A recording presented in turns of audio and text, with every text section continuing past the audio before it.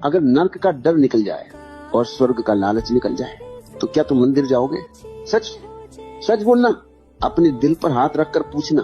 अगर तुम्हें पता चल जाए कि मरने के बाद कुछ नहीं है, सब खत्म हो जाता है, तो क्या तुम अपना समय बर्बाद करोगे उन मंत्रों को पढ़ने में?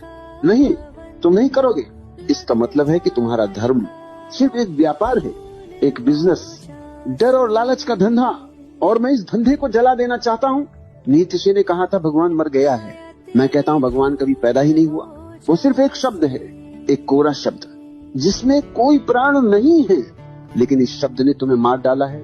इस शब्द के कारण तुम जी नहीं पा रहे, तुम अपनी जिंदगी टाल रहे हो। तुम सोच रहे हो असली मजा तो मरने के बाद आएगा, स्वर्ग में। मूर्खता की हद है, जीना यहाँ है और तुम इंतजाम मरने के बाद क्या कर रहे हो। यहाँ जिंदगी सूखी जा रही है, यहाँ कोई रस नहीं, कोई गीत नहीं, कोई नृत्य नहीं, और तुम अप्सराओं के सपने देख रहे हो। ये एक बहुत गहरा सम्मोहन है, हिप्नोसिस। तुम्हें सम्मोहित कर दिया गया है।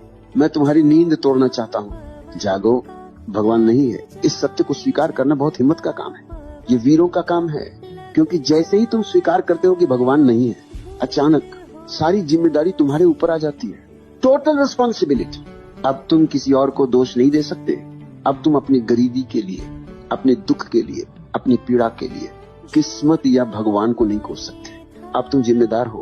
तुम ही अपने जीवन के रचयिता हो, तुम ही अपने स्वर्ग हो और तुम ही अपने नरक हो। ये स्वतंत्रता, ये फ्रीडम